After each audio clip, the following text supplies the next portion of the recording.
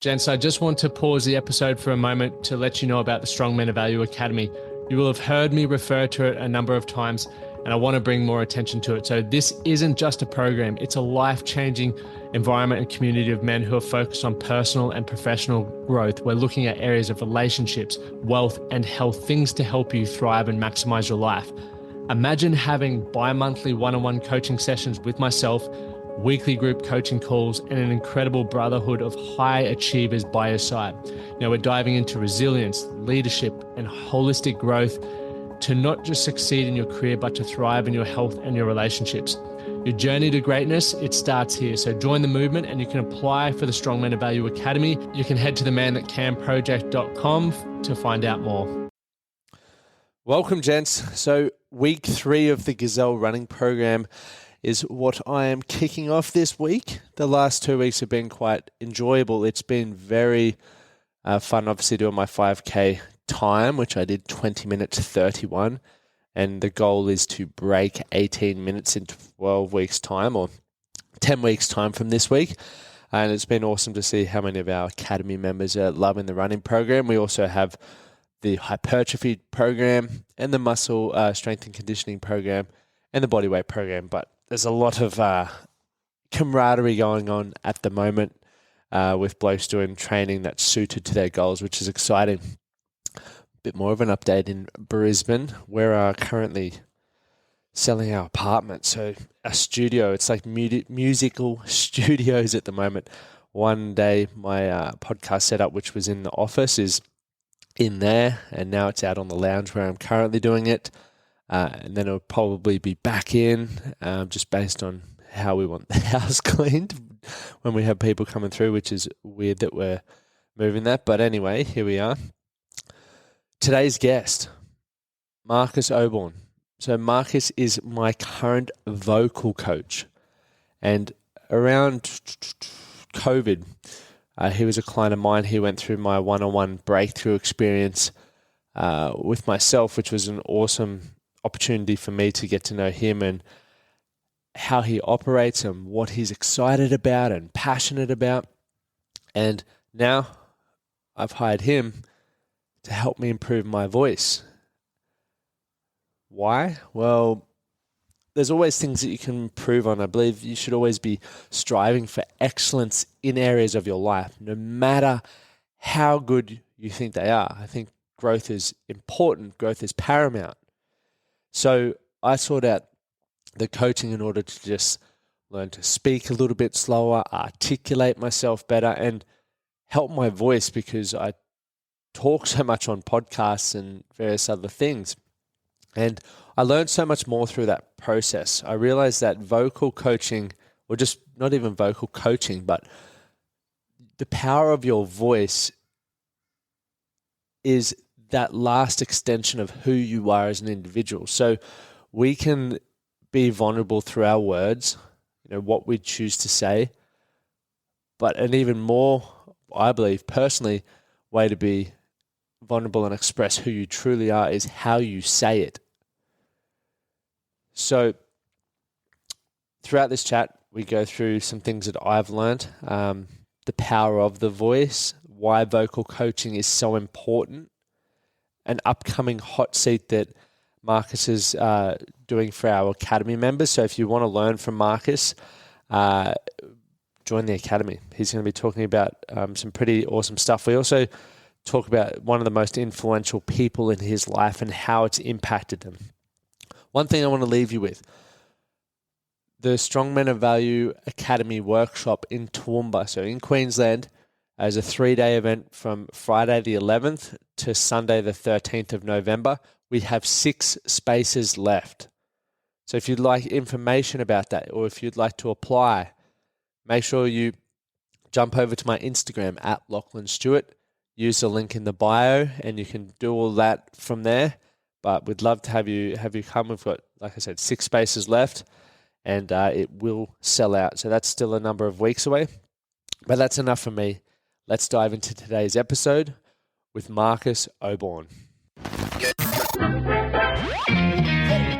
The the Men Can Project podcast, a podcast empowering career-driven men to live more fulfilling lives. We are here to challenge your beliefs, redefine success, and talk about the important stuff in a relatable way. Don't forget to subscribe and leave a review. My name's Lachie Stuart. Let's get into it. Marcus. Well done. First clap to self. I think I'm now going to keep that in. Yeah. Well done. I've set up my podcast system and here we are. Nothing collapsed. Yet. Touch wood. Thanks for driving down. No, all good, man. Thanks for having me. Very, very excited for this. We met 3 years. End of 2020, I think. Yeah. What's that? 2 years.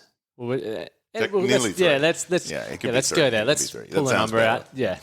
In my head, I was like, I know exactly when we met. I'll pull it out. And then when I jump on live, I'm like, was it? It is now. But something that I just found out about you, you made your international TV debut. I did, yeah, which was really kind of fun and really trippy because it was also my first film job ever. How? I'd love to say pure skill. Talent, I think it's good looks. I think 90% of it was luck because I played Lars Anderson in season 2 of The Young Rock, and he was a real life wrestler. Him and his brother were like this wrestling duo, and it just so happens that we're basically twins. He too has a brow that you could build a house under, has a very, very deep voice, and is kind of gigantic. So the fact that I looked basically identical to him, I think, was the thing that kind of sealed the deal. That's still awesome. What was that like for you? Let's go back to the phone call that you got from like management or agent or however that came about. Well, I just come out of a doctor's appointment and my agent called and he was like, so what are you doing on Friday? And this was on the Tuesday. Yep. And I was like, nothing. And so he said, well, how about you head to the Gold Coast, do the filming, but you also need to go down on the Thursday for your costume fitting. So I then had to... this was like start of this year, so it was like full on COVID land. Yep. So I had to go and get a COVID test straight away that had to be negative within 24 hours of arriving for my costume and hair fitting. And then, of course, you get there for the costume and hair fitting, and that was all really, really cool. It's like a whole little city just sitting outside the sound stages with all the caravans and like the trailers and all that, the big catering tent. And yeah, I ended up being there for about 8 hours for hair, makeup, and costume. Is that how long it took? Well, or was that just sort of waiting around as well? There was a little bit of waiting around because they were working with a couple of other people, but because I've got a giant head, it's 64 centimeters around. They couldn't find a wig that fit. Really? Yeah. So you had to get the custom wig? Or? No, because I was filming the next day. So what happened? They ended up finding me this really big, like Farrah Fawcett wig.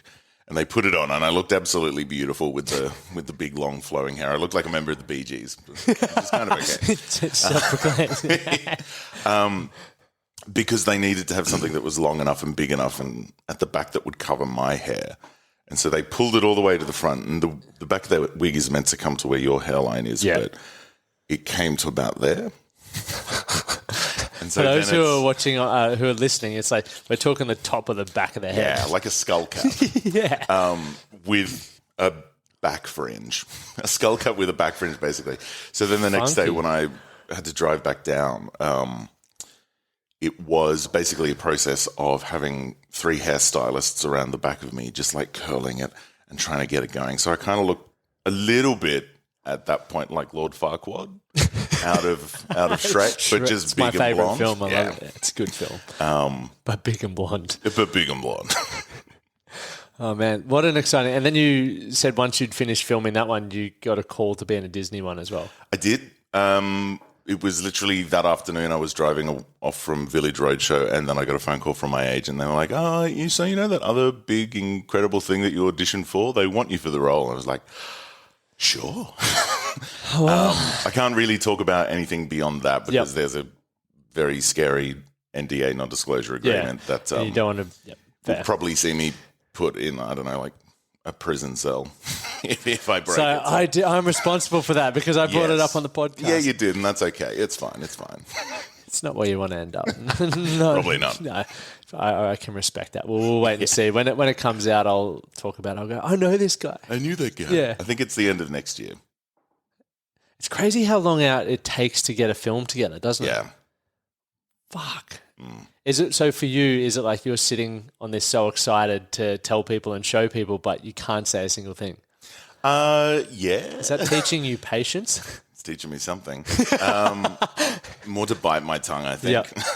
But no, it's odd because you've got to, negotiate with your other employers and say, oh, I have to go off and do this thing because I've got a job. And they're like, oh, so what is it? Oh, it's a job. It's a film job, so I'm just going to go do that. And then everyone's trying to like tease little details out of you all the time. The biggest hint they got was the mutton chops. And everyone was like, do you play like a 1780s butcher or something like that with like some big blood-stained apron with a big meat cleaver? And I was like, well, maybe. I don't. But you heard that. I don't. Or do I? Yeah, well, the plot thickens now. Everyone's sitting there going, I was just enjoying my morning coffee. Now I'm confused. Look, I'm confused as well. It's fine. Oh, that's exciting. Yeah. Well done, mate. No, very, very exciting. What's one thing you're grateful for at the moment? I think the thing that I'm mostly grateful for at the moment is that I think I've mostly found balance, or as much balance as I've ever had. What do you mean by that? Like that I feel like I'm relatively in control of work things. Even though just before we started recording, we were talking about how uncontrolled I feel with my study at the moment. I still feel like I know what I'm doing even though I'm starting to fall behind. Daryl, if you're watching, I'm sorry. I will. He will catch up. Yeah, this is the reason my assignment's late. Yeah, I'll take responsibility. Yeah. And then, things in my personal life are starting to kind of fall into place as well because this half of the year particularly, I've gone from lecturing full-time and also running a business and studying to lecturing 1 day a week and then running my business and studying part-time. So that's allowed me to put in these really kind of clear barriers where I sit down at the computer every morning at 9:30. I don't start teaching and coaching clients until 10, and then I'll generally try and finish by 4:30 each day so that then I've got 4:30 to 5 to do any emails and like admin follow-up. Fun stuff. Yeah, and then it's when the laptop closes, I don't open it until 9:30 the next day. I don't really care what it is. I won't open it until the next day. How do you remain disciplined with that? Do you find it challenging? No. I probably would have at one point, like 3 years ago, I would have found it really, really hard to just not work. Yep. But that did see me end up in hospital with chest pains and on the doorstep of pneumonia and all of those kinds of things just being run down. So that was a pretty harsh lesson to learn. But I think now it's that I know what I want to do and I know what I want to be spending my time doing. So I do it. and not only in like my own time, because like over the last kind of 12 to 18 months, I've started restoring furniture as a bit of a hobby. Really? Yeah. That's awesome. Yeah, it's really cool. It's this nice mindfulness while you're actually, I don't know, it feels like productive mindfulness. There's something therapeutic about it. Yeah, and something super, super nice of stripping off this really old, yucky yellow finish off a nice piece of furniture from like the 60s or whatever, and then giving it something that gets the same tone but doesn't look gross. We did that through COVID. Amy called it, I think it was upcycling or something like that. And she was like sending me things on marketplaces like, can we get this? Yeah. I'm like, for what purpose? She's like, we'll get it. We'll take it up to Toowoomba to my parents' house and where there's a workshop. We can strip it back, paint it. It'll be a fun activity for us. I was like, okay. Oh, fuck, right. But then when we got into it, I actually really enjoyed it. We've got, I'll show you after in the living room, we've got an orange, like a peach coloured one, and because Amy loves her colours, and then a pink one. Yeah. But we restored and gapped, and it's a fun process. It is, and you just switch off, and you're just in the moment while you're sanding it back. It's quite a nice mindfulness exercise. Yeah, it is. I like that. So I think because I found that, and that's the thing I've always kind of wanted to do, I prioritize doing things for me as well as prioritizing things for work, and making sure as well that I stay grateful about the things that I get to do to work.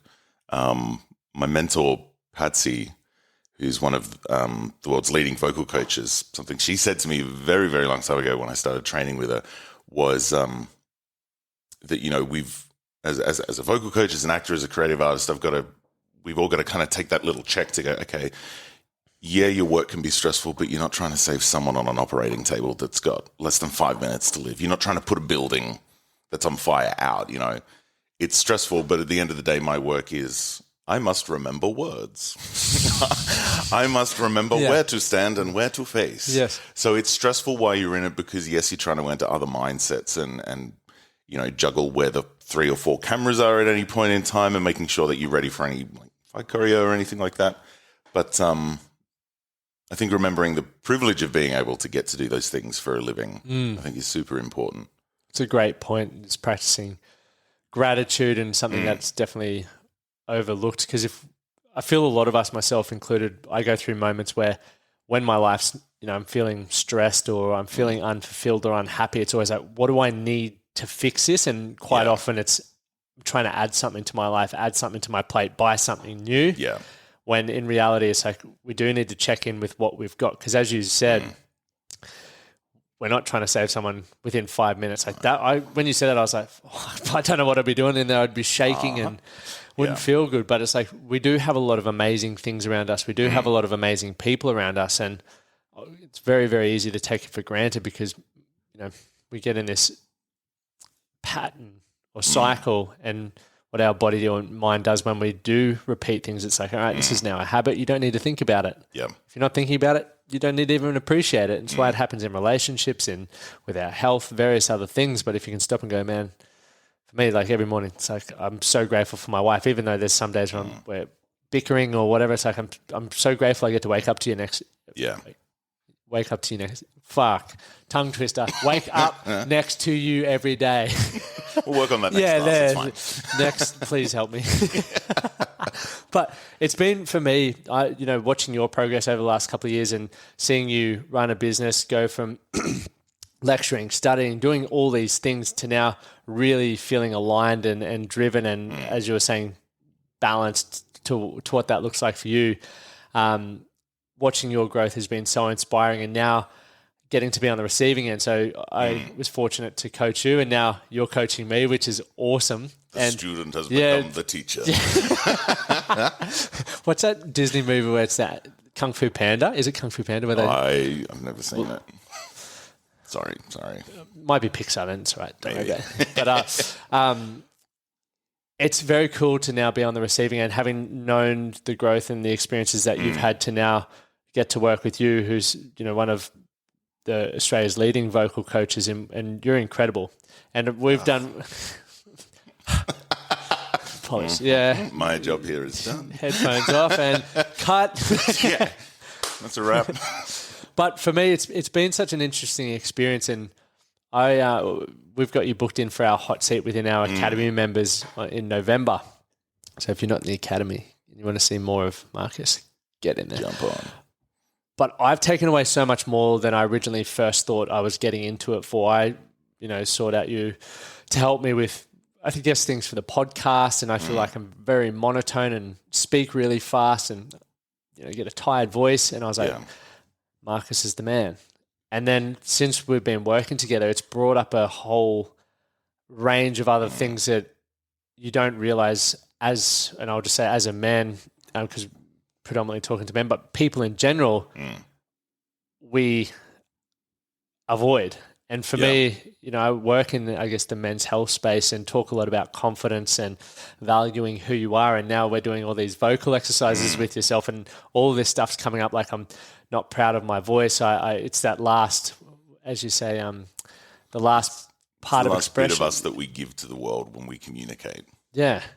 And so I'm listening to that and I'm like, that is why I feel like I'm always talking into my throat. Yeah. And you've been teaching me how to get up higher, and as we've been going through that process, all this shit's come up for me. I'm like, I don't feel comfortable like really verbalizing what I, think about or what I feel. And that's why I think I do talk into that, because I'm hoping that it muffles it out a bit. And people just go, yeah, he said something insightful. So, well, it's a way of underplaying what you're really thinking. It's a way of underplaying what you're really feeling, because you're holding the thought and the feeling and the sound with yourself. But if you think about the moments where you're really alive with passion, when you're in love, when you hate someone, when you're grieving, all of those kind of extremes, the voice just shoots up. It's never, I love you. How authentic, you know? Oh, I love you too. I'm so in love with you. Yeah. You know, the Unless voice. you got a joint in your mouth, maybe. It did. Yeah. But when we feel deep and profound things, the voice becomes profoundly more present, I suppose. And I think you're 100% correct. There's a tendency for men, and I think particularly Australian men, to lean kind of more into a more macho tone where the voice has to be, you know, kind of be down and like big and blokey. And so we ignore a lot of the register and the capacity of our voice that sits higher in kind of like, I suppose, what singers might refer to as like a head voice. Because I think often Australian men and maybe men in general think that, you know, notes that sit up here are effeminate. Just because of the way that they sound. And that's not to say that, you know, in our classes together, I'm not suggesting that your next podcast, I'm going to go with the Bee Gees thing, sound like Barry Gibb, you know. But when you're talking and you're, you know, again, when you're passionate about something, the voice just kind of flips around, and it should have that freedom to just, you know, find its way all the way up the top and then kind of come back and settle down wherever it might want to settle, because that's free expression. It's from a personal level, like I've done breath work, I've done hypnosis, all you know, so many things trying to really unpack stuff in my own head that had me in a position where I wasn't happy and I didn't enjoy my quality of life. And I thought I'd dealt with all of it. So it's been really insightful to now go through this and see that how we use our voice. In the example you gave before, it's like, I love you. How we say things quite, you know, is equally, if not more important as the words we're actually saying. And, you know, we've established or highlighted a few things. You know, I start a sentence before I've even finished the last one, and it sounds like, as I've just done then, and it sounds like we planned that earlier. Yeah, that was. I'm better now. I'm a recovering speed talker. Speed talker. So here we are. But it's made me really think about how you can have more impact with what you're saying. And as a coach myself, and speaking, and just even as a husband and one day a dad, and all of these roles, I really do want to have the most influence that I can. So looking at the power of my voice and also unpacking why I've been afraid to use it has been quite confronting, because I still have got more stuff to work on, but I even feel it when I'm talking about specific topics that I don't feel confident in, that I'll start talking down again, and I'm like, come on, mate, fucking pull your head in here. Just speak normally, even if you're not confident. Have the discussion in the tone of voice that's not putting pressure on your throat. You're not muffled and speaking at 1,000,000 miles an hour. So it's quite a fascinating thing. Well, I think the swallowing of the voice when you're you know, maybe not confident in what you're talking about, or you're trying to figure something out, that's a way, again, of not wanting to sound wrong, not wanting to sound like an idiot, because the voice is kind of just staying with you and maybe other people aren't going to hear. And then obviously as well, the other people are going to perceive that you're uncertain. So straight away, you know, it starts to undermine the integrity of what you're saying. Yes. It starts to undermine you as, you know, if it's in a professional atmosphere, it undermines you as a professional, because all of a sudden you're the bumbling one that isn't clear on what they're saying. Obviously, they don't understand their job. They don't understand the project they're working on or whatnot. It's a thing I talk to about to training actors. I say strong and wrong. Strong and wrong. Strong and wrong. If you've got an idea, like let's say we're workshopping a scene or something, if they've had an experience of it, articulate it in a way that makes sense, but don't question it. You'll find your way I always think that you'll find your way to talk about complex things that you've thought about or experienced if you just start talking, because then you can, you know, even if you're starting in like big, broad circles of conversation here, you'll slowly distill it down into something that's a little bit more specific, perhaps a little bit more profound. But profound doesn't have to be big, fancy words. The profound could be quite simple. And I think the key to you know, to anyone feeling comfortable with what they're saying is to make sure that they let the voice out so that their sound is heard, their ideas are heard, so that you can wrestle with it, because it's harder to wrestle with big concepts just within yourself, I think. That almost, thinking out loud to then process the idea. But Yeah. you sort of almost touched on there as well, like the fear of being seen. It's something that, we all want to feel valued. We all want to feel heard. But if we're struggling with that subconsciously, as I was, I thought, because I'm on Instagram and social media all the time, it's like, I have fucking no problem with being seen. Yeah. But then there's an element of myself that is afraid of. Yeah. And so we end up putting forward kind of a version of ourselves. You know the movie The Mask? Yes. With Jim Carrey, that doctor that's like, we all wear masks, metaphorically speaking. He's right. He's right. Because we all present ourselves generally in a way out in kind of like the real world in how we want to be perceived. That could be as simple as sucking in the belly or bringing up the chest or, holding your face in a certain way so that, it reads a certain way. Maybe you want to look sterner and meaner and angrier or like the tough guy or whatever. But those are just layers of artifice that sit on top of the authentic you that people are actually properly interested in. It's, we're interesting enough as we are. We don't need to try and make ourselves more interesting, I suppose. Yep. Yeah. Why do you think it is important to be authentic? Well, I think at the start, it's about a sense of self. I'll talk about it from a creative artist's perspective, and then I suppose I can branch out from there.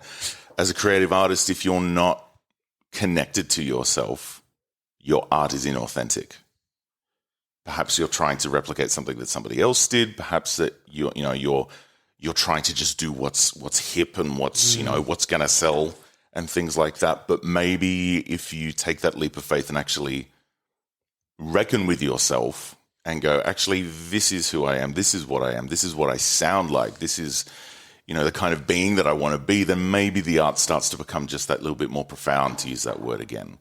And then I suppose when, if we broaden that into all kind of professional speakers like yourself, motivational speakers, even CEOs, teachers, that authenticity, I think, is important because it is what lets other people connect with us.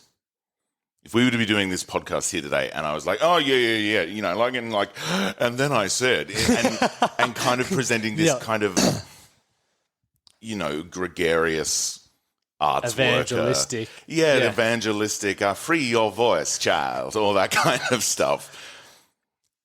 It's harder for you to properly access that information because I'm not being authentic and real and human, I suppose. I'm trying to make you think something of me as opposed to going, okay, well, here's some information. What do you think of that? And then we start to build that relationship together. If I'm bringing something else in and going, okay, cool, this is the man that I am, then it's not real. And so you're then probably going to augment yourself to try and connect with that as opposed to two dudes sitting at a table talking into a microphone. And that authenticity, I think, is hard to settle within yourself if you're not actively thinking about it. And it's not necessarily, when it comes to using voice work and the work that I kind of do for that, it's not that this stuff is therapeutic.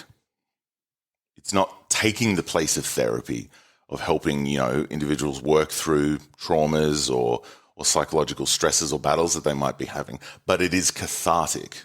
It's the release of all the shit that we put on our body, on our breath, on our voice to try and make it be something that we think is impactful so that we can just kind of let it be and let it be impactful. To add to that, I think a lot of the work we've done as well, like we spent the first session and two, like really connecting back to breath. Yeah. And I think from a vocal standpoint, when you are trying to express yourself, and sorry, to go back to the whole, it's not taking place for therapy or anything like that, but for me, it's been an amazing tool. Like, honestly, amazing, because there's been things that you've asked me to do, and when I've done them, I've had thoughts about myself. Like when we were doing the high humming, I'm like, what the fuck am I doing? I sound ridiculous. But I'm grateful that I have the awareness to go, okay, well, why do I feel like that? What is it that I'm projecting within myself that I need to address here, because I do want to get better at this, and this is part of the process, but I've got these subconscious beliefs that are now rearing their head because of the work that I'm doing that I need to work on. Yeah. And I feel for a lot of us, when we do seek, I've worked with plenty of professionals, and often a lot of the time they're trying to help me get that out in various other ways, because it's just me having a tough time up there. But a lot of the time it's that awareness and getting to just hash it out and build upon ideas or discuss certain things that are going on and that's from my experience. So that's why for me, this vocal coaching has been fucking next level. I came in to do it for a professional reason, because I wanted everyone who's listening right now to enjoy my sexy voice a bit more. But ladies and gentlemen, Lachlan Stuart. And that was me, actually. He's a ventriloquist too. That's what we've been working on. It's week 3. But it's given me so much more that, for me, I'm, very fortunate to work with a lot of CEOs and business owners. And I'm like, well, an area that you can get better is communication. How you actually express yourself, because there's going to be some other stuff that comes with it, and that's part of what I do. So get into it. We can discuss that, or you can just, as a result, you're going to communicate more effectively, which is going to improve relationships, improve your leadership qualities, but also help you have a greater understanding of where you're playing small and what you're really afraid of. I did have another point, but I forgot it. So that's okay. I've got something I can swing into. Can you add to that? I suppose maybe I was a little bit absolute in terms of it's not therapy. It's therapeutic, but it's not therapy. Yeah. So it's that little bit of release of things, which I suppose is why I use the word catharsis to release, as opposed to necessarily process and go through the details of your psychology. But I think it's important to be able to acknowledge why we hold tensions in that certain way. I know for me, when I was at high school, because I'm about 6'4.5", I developed a tall man stoop. Really? Yeah. I was literally about to say, I wish I had your frame. Well, I had a tall man stoop because I felt gigantic. I was also just, a little bit overweight as well. So I was just very, very conscious of the fact that I was the lumbering giant in my cohort. And I'd always been the biggest in the year. But then when I went to uni and I started training as an actor, I then started overcompensating, and I would puff the chest out. So when I come and do, voice work with Patsy, it's always this little tension here that disappears, and that relaxes the shoulders, and then the breath drops, and then I start crying. I'm a big crier when it comes to voice work. Guaranteed it's going to happen. Perfect. And that's the catharsis. For me, it's the release of I'm a tall person, so people expect me to be up and big and strong and And I'm in an image-driven industry as well. But when you let that chill, the body does actually just find its natural size. And I look massive when I let this relax. When I'm doing that and I'm bringing it out, you can see that there's this tension held, and it's almost compacting me as opposed to expanding me. So that kind of release on the body creates a release in the breath, that creates a release in the voice. Because the breath and the voice are housed in the body, so we've got to release the body before we can do anything with the voice, which is why, for those first 2 weeks, we didn't make any sounds.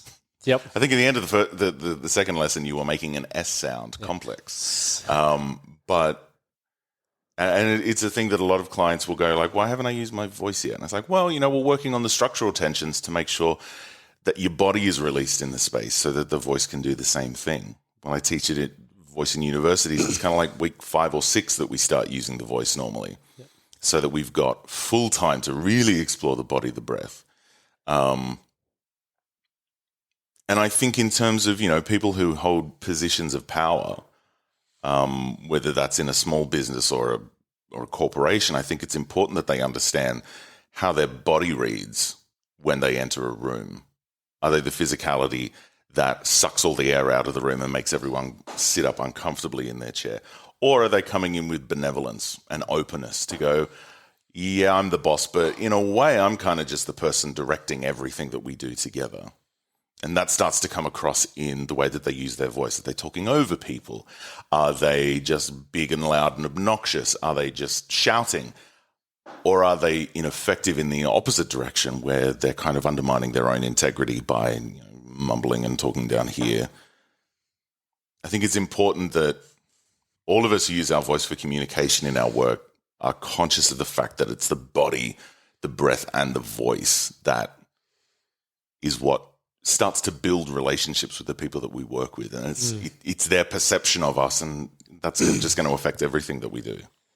Definitely. And I was going to add to that, it affects everything that we do. It affects our relationships, our employment, social life is the body, the breath, and learning to be connected to that. For me, breath work is something that, I don't do it every day anymore, but practice at least once or twice a week where I'll do an intentional breath session before we warm up for the podcast now. I do my warm-ups and everything like that because I want to be able to maximize my voice. And it's not just for the podcast anymore. It's legitimately, I want to be able to communicate effectively with my wife and have influence where I can add value and not sort of be held back because of, talking into my throat. You touched on a moment ago when you were 16, you're like taller than everyone else and you developed the tall man's slouch. Yeah. How did you work through that process to learn to be comfortable? And I guess, how did you stumble across the fact that it was voice that could help you with a lot of that stuff? I don't think I've ever reckoned with I have reckoned with it, but I don't think I've ever made peace with the size of me in a space. Not because I feel like, that I'm... What do you mean by made peace with the size of you? Developed a comfortability and ownership of it. Yep. I think as an actor as well, the fact that, that I'm quite tall, I'm quite imposing physically, I have a relatively imposing voice, I have a relatively stern face. I just feel like there's a lot of things that go, man, about me. And I think the poster boy for man. But I know that, that a large man reads in a certain way in a space. In terms of like the way, not in all situations, but in some situations, the way big men read in the space is often imposing, intimidating, and things like that. So I think for me, because, I work with a lot of diverse cultures, a lot of diverse gender identifications as well, it's just constantly being aware of, okay, cool, how am I using my body in the space? Am I peacocking and making everybody kind of move back physically? Am I leaning in and talking down to short people? Or am I just imagining we're on eye level and just kind of chilling in the space with each other? And that's a concept that I've been trained in with my mentor Patsy, which is this idea of first, second, and third circle, which is one of her books. The first circle is where we're kind of squashed in.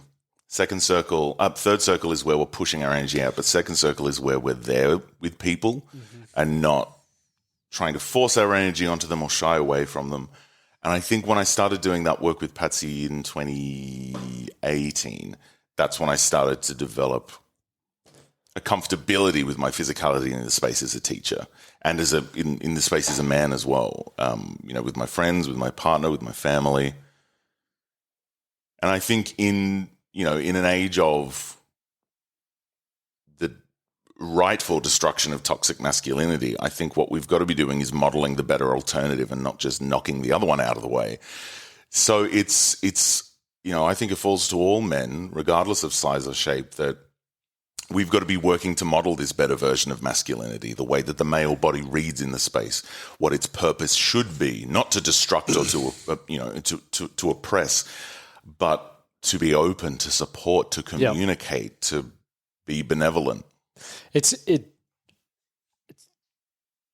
to add on to what you're saying, like it is very hard. Personally, everyone's got their hardships, but being a man, even if you always hear about these things, and I'm like, well, I'm fairly muscly, and people look at me like a jock, which I'm a recovering jock. But I also feel like, people can look at me as intimidating if I'm running down if it's just me and then I'm running past, a chick on the sidewalk. I'm like, I have these thoughts to myself where I'm like, I hope I'm not intimidating her. Yeah.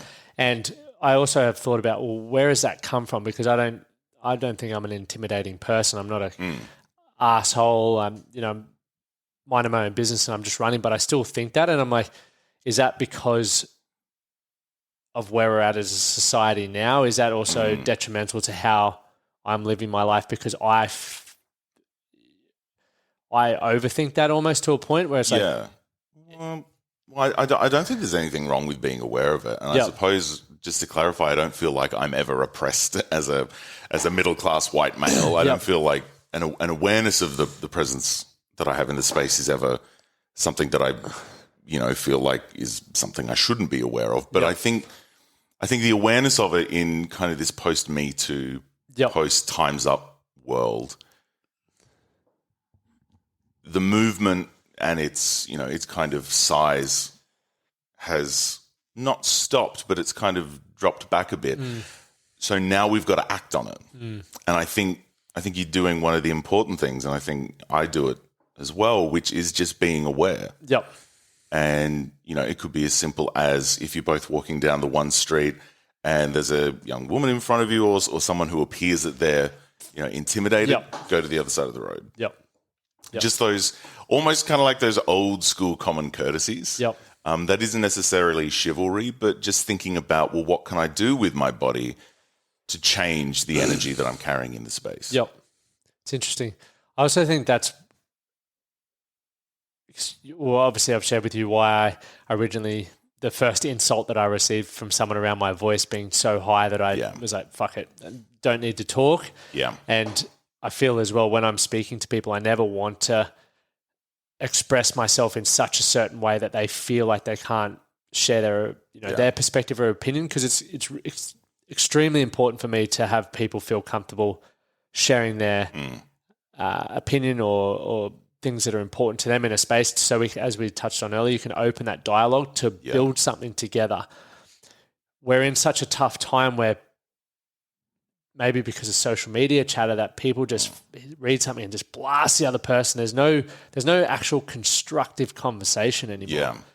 And I feel as well there's times where I do want to be more assertive with, I guess, my voice and certain things, but I'm almost thinking about the other person. I'm like, I hope that they are aware enough to go, hey, let's have this conversation. Just because I'm assertive doesn't mean I'm fixed on it, because I'm definitely open to learning. But it also, as we've touched on, if you don't use your voice as well as you could, it dilutes your credibility to a degree and everything like that. So I'm thinking out loud right now, because as this is coming up for me, I'm like, well, maybe there's something in that the fact that we have these big philosophical conversations now in common threads.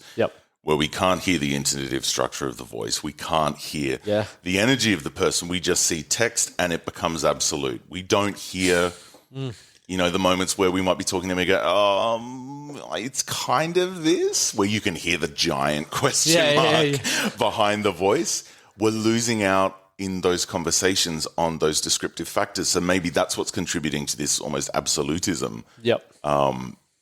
And maybe that's then having an impact on how we talk as well. That because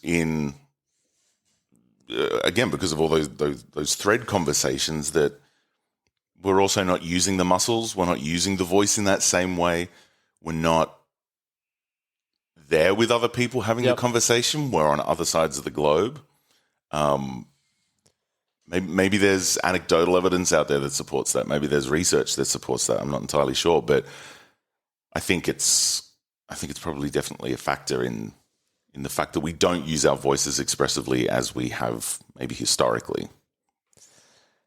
It's interesting to think about. You've given me something that I'm going to go spend some time in a book later on this afternoon just thinking about, because I agree with you. I think I feel like there are definitely times where I can't express myself in the way that I want to, because I'm wanting to be considerate and I'm wanting the dialogue and conversation to open.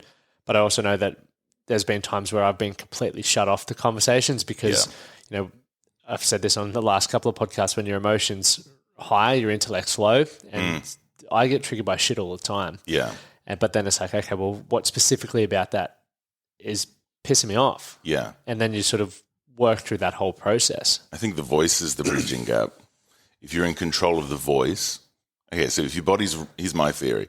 If the body's released and the breath is just kind of moving, doing its thing, and the voice is free, you can then harness the emotions and be more specific with what you're saying because you're in control of your voice. If you're in control of your voice, you can establish a moderate speech rate. You can be articulate structurally in the words that you're saying, but then also articulate in the words that you choose to use. If I just go into a conversation, I'm talking at 10 million miles a minute, then I'm not necessarily actually thinking about the things I'm going to say. I'm just trying to get my point across, and I don't want to hear what anybody else has to say.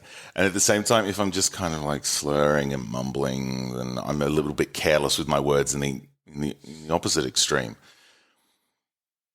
But I think energetically, if you're not that in the space with the other person, if you're not slumped back too much, if you're physically there with the other person and actually working to engage, if you're not cutting them off, if you're not talking over the top of them, if you're acknowledging literally in the words that you say, okay, cool, I hear you out.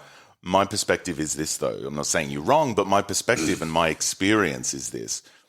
So the words we use are also a massive contributing factor to that it's not just, it's kind of what you're saying at the start. It's not just what you say, it's how you say it. And it's not just how you say it, it's what you say. Being intentional with the sound. Circle of life. It's not just, it's one feeds the other. Mm-hmm. If we're not in control of the voice, we're not in control of what we say. If we're not in control of what we say, we're not in control of the voice. And I think it's up to us, or it's up to those that have positions of influence to be the force that starts that trend. So again, to go back to that kind of corporate world, if you're the head of a company, you're the CEO, you're the general manager, it's up to you to foster the environment of, okay, let's actually have an open dialogue. I'm not just going to facilitate an open dialogue and nod politely and then walk away. I'm actually going to hear you out, and then we're going to reckon with the ideas that you're bringing forward. How do you feel you could implement that in a workplace, like that sort of open dialogue, and really hear people out and work on that? Yeah. I think, and not just touting my own work here, but I genuinely think that body, breath, and voice training is a way to do that because it's an equalizing force.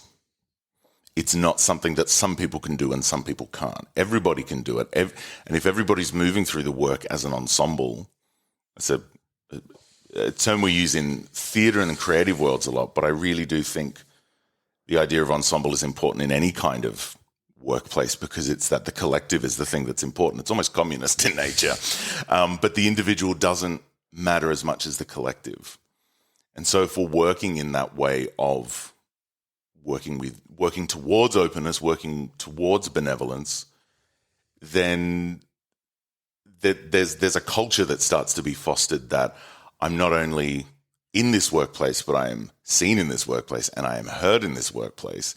And those three things maybe start to culminate, I feel valued in this workplace. And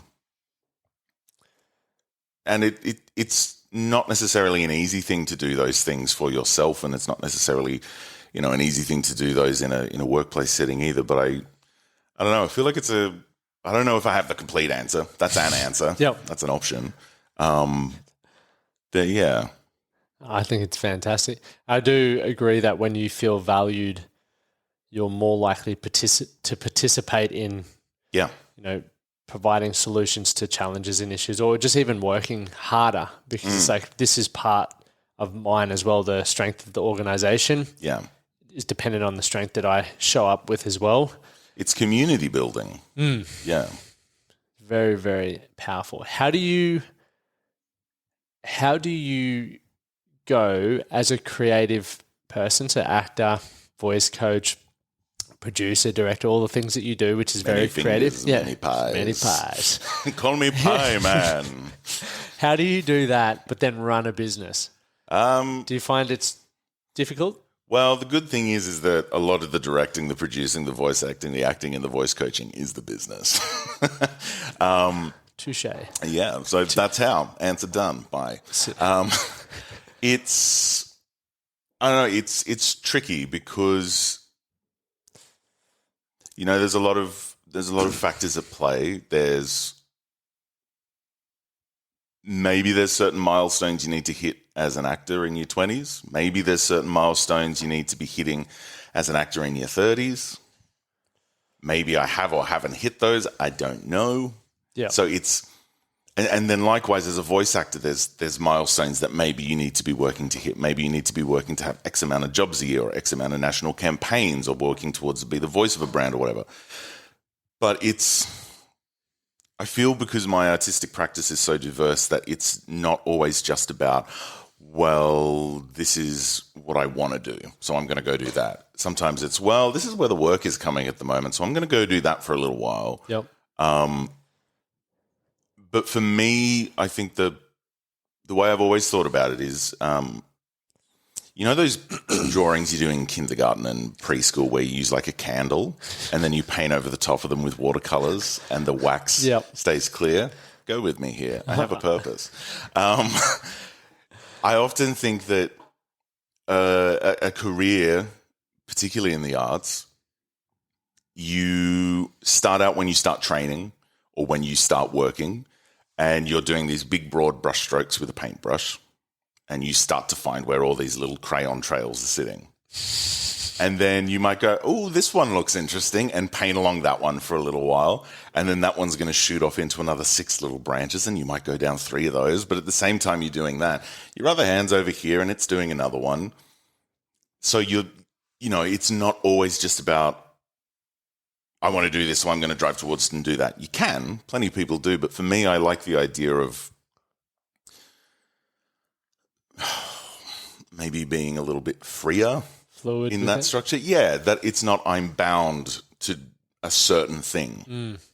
There are many facets to my skill set and they're all complementary to each other. So it's, when making the decision as to what jobs to take or what jobs to advocate for or to seek or to create for myself, what do I feel physically, emotionally, psychologically capable of at that point in time?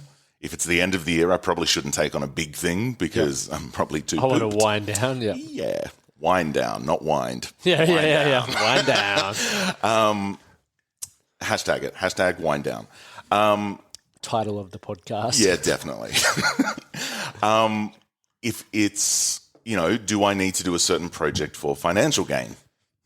For me, coming into the second 6 months of this year, as I think I said a bit earlier, I went from full-time lecturing to just 1 day a week. So for me, my income was just slashed. Yeah. Slashed. So it was literally, okay, we got to make some money. And so that's why I've been advocating the channels that I've been, I'm not advocating, leveraging the channels that I've been working on because I go, okay, I know that I can build work out of this and that's going to make me financially stable, which is then going to give me the headspace and the psychological ease to go, okay, well, what can I plan to do next? I think I fucking love that you can own that because there are a lot of people who are in not in denial, but cannot openly say, look, certain jobs that I'm doing, certain client, things that I'm taking on board are for financial gain. But there's a real weird, it's a weird topic. Sex and money seem to be things that people are like, you can't talk about that in public. I think it's because if you just go, oh, this, and I'll clarify after I say this, if you just Think say out loud here. That, this job is purely for financial gain, maybe your heart and soul's not in it. Yep.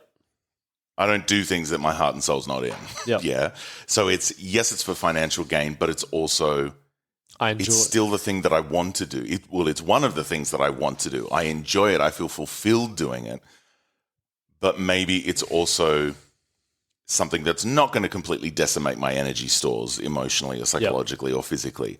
Maybe it's something that's a little bit easier on those fronts that's going to allow me to, build up a little bit of money that, you can live on when the work gets a bit sparse as an actor.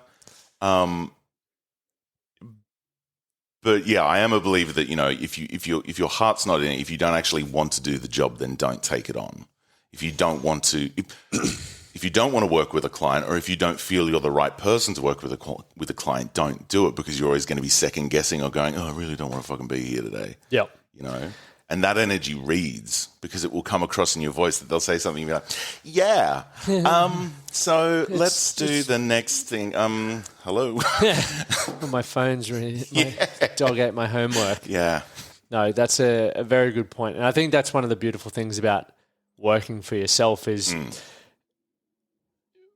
we, one, have the, I guess, direction to do the work that we love doing. And obviously there's things that you love more than other things. But once again, if you look at it as let's say a holistic approach to business, you've got your financial gain, your fulfillment, potential leverage, you know, a number of things that come from that. It's like, okay, well, what does this job look like in regards to that? I'm still going to enjoy it. Yeah. But this is the other things that it's going to afford me. It might be networking. It might be monetary. It might be a number of things that we've said as well, which is exciting. But then you also get to build that around your own life because you said at the start, balance. And everyone's trying to find balance. But we're always looking to add things to our life to create that balance. And I think for me, it's not really balance anymore. It's just like it's a pendulum. Sometimes my work needs more of me and I love what I do as well. So it's not like, oh, fuck, I've got to work more. It's like, awesome, yippee. And then other times my relationships or my health or holidays need more of me. And I've had to really learn to swing with that to go, okay, well, if I am giving more to my relationship, other things are going to require sacrifice. And as a result of the sacrifice, this is potentially what could happen. And I'm okay with that because I don't want to lose this or I don't want to lose my health or I don't want to burn out. Yeah. And I think whereas everyone's trying to go full steam ahead on everything, and once we get 100% on 10 areas of our life, we're like, yeah, I've got it.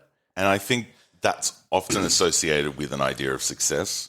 Yes. And that if you're not ambitious, that an ambitious person is the one who's giving 110% to absolutely everything. And maybe there are some people that can sustain that. And maybe there was a time in my life when I could sustain that. Maybe I could still sustain that if I wanted to.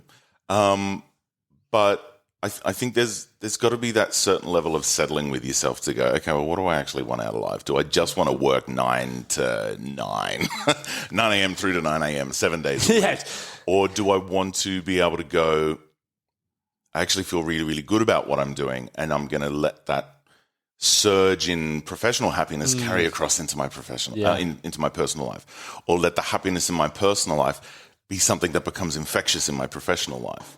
I think you can be ambitious and not be a slave to yourself or your job or anything like that. And I do agree that working for yourself is one of the things that is beneficial for that, because you kind of get to set your own KPIs. Yeah. You get to do your own performance review. You've been great this month. You're fired. I shouldn't do that voice. That's problematic. We can cut that, right? We can cut that. We'll cut that. We'll put that in for the special features DVD. For the special features. But yeah, I think that idea of balance being something that changes is super important, because to balance the scales, literally, if you change the weight on one side, you've got to change the weight on the other side. There's two kind of images that I like to work with that. The first one comes from my best mate, who talks about the support that you sometimes need and sometimes give in a relationship, that it's not always 50-50. Sometimes one person in that relationship needs 70% of the support. Yep. And so 30% is then given back. Maybe they need 100% of the support at any point in time, and nothing is given back. But that's part of balance. That it's not 70% and 70%. There's 70-30 there, and it's balanced. And I would say that kind of relationship, that kind of dynamic in a relationship, is not just for personal ones. Partners, friends, and family. But I think it could also be for professional relationships. Definitely. And then the other one is one that my mum gave me. Hey, Mum. When I was in high school, is this idea of a wagon wheel. And that if you've got the wagon wheel, you've got the spokes that come out from the center. I was thinking of the chocolate wagon wheel. Hey, well, that too, that too. Sponsored. Yes. Each spoke has to be equidistant apart from each other, or the outside integrity of the wheel is jeopardized. And as the wheel is turning, it'll snap. Interesting. So you've got to make sure that each part of your life is equally proportioned, so that the whole is strong, that the whole of your life is stable, and sturdy enough to go along the cobble street roads or go along a nice smooth patch of grass. So yeah, they're just kind of two images that I like to bounce around in my head sometimes. Genius. For balance. Balance. Yeah. Who is one of the most influential people in your life, and how have they had an impact on you? Everyone that knows me is going to be going, oh, I know the answer to that. And I'm just going to give the answer that they know I'm going to give. So your $50 is coming to you. My mentor, Patsy Rodenberg, has just absolutely changed my life professionally and personally. I started working with her in 2018 when she came to Melbourne to do a Shakespeare masterclass. And it was from that point on that voice work just grabbed my attention. And the benefit that I felt that it had in me changed the importance that I placed on it in my craft as an actor and in my emerging craft as a voice teacher and a lecturer. And then working with her again in 2019 and then going to New York in 2019, some online training in 2020, and then in Silvage, Portugal this year. It's just been an opportunity for me to not only build a part of my career that is both exhilarating and frustrating and daunting and exciting and rewarding and fulfilling and draining all at the same time, but to do so with someone that is not only there to teach me about something, but to nurture me as a teacher and as an artist and as a human as well. And, you know, she's one of the first people to remind you that you've got to do the work for yourself before you can do the work for others, and the work with others, I should say. So I'll be eternally grateful to Patsy for what she's done for my work. She's a truly magnificent woman. And I suppose that's kind of like a little theme that trickles through my life, is that I've just been surrounded by really, really strong women throughout my entire life. I was raised by my mother and my grandmother, really, really strong women in their own rights. So, yeah, I would say that, you know, of recent years, it would probably be someone like Patsy. But I think definitely my mother and my grandmother as well, because they're the ones that got me here. They're the ones that have actually allowed me to be here today. They're the ones that, you know, provided the structure and the support and a place of nourishment for me to actually survive life. To survive? You're thriving, bro.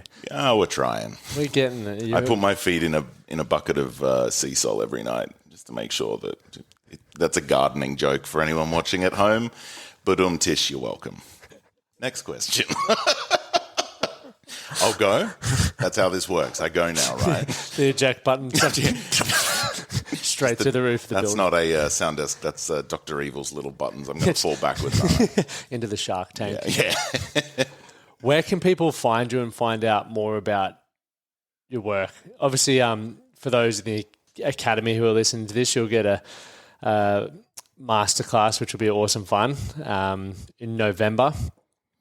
And we are going to allow you to bring a mate, which will be even better, because I truly do believe in the work that you've done, and it's been so impactful and beneficial for me. And anything that I personally, whether it's from books to podcasts to mentors that I have that impact my life, I'm a raving fan, because it helps me go from, you know, it's that next level. It's like going up in video games to the next level, and you've gone dungeon crawling with me, Lachie. And you've gone up in XP. You're going to come out as Gandalf the White, basically. Gandalf the White. I'm a big fan. Lachie the White. Prefer Legolas, but we'll go Gandalf.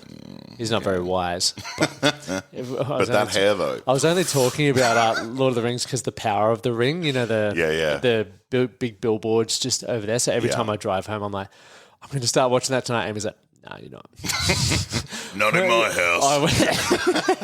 I went through COVID and I was obsessing over Star Wars. I watched all of the Star Wars.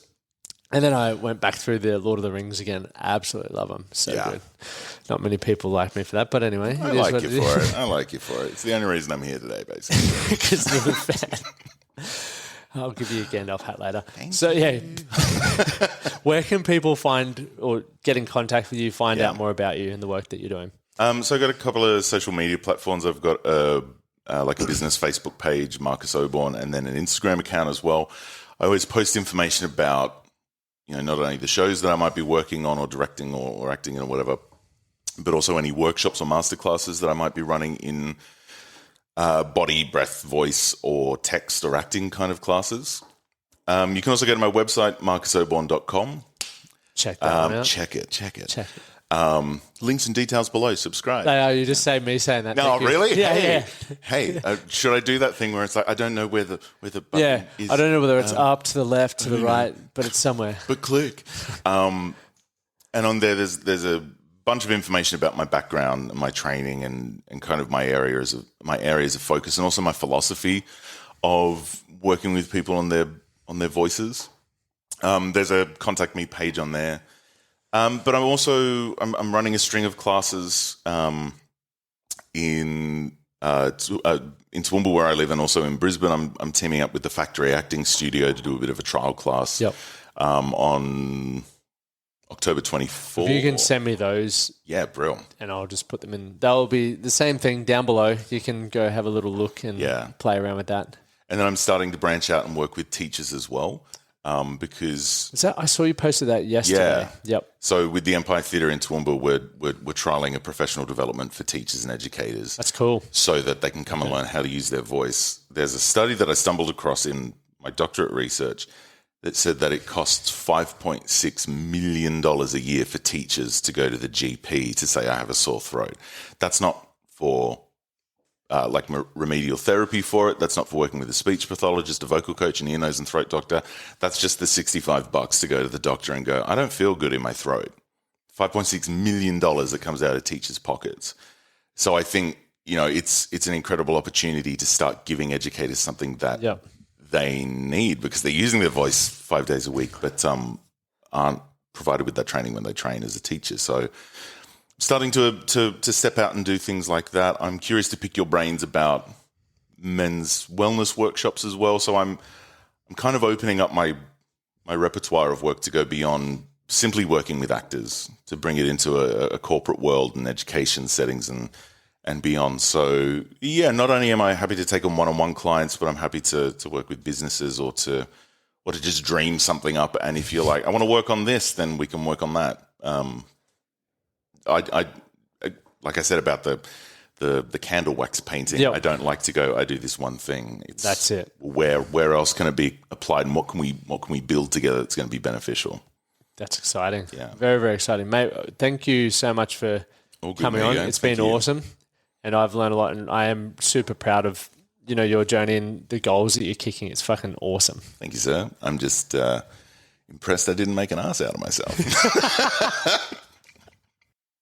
Thank you for listening to the Man That Can Project podcast. My name is Lachie Stuart, and I hope you enjoyed this episode and found it helpful. If you did, please take a moment to rate and review the Man That Can Project on your favorite podcast platform. And don't forget to subscribe to stay up to date with our newest episodes. We'll see you again next time.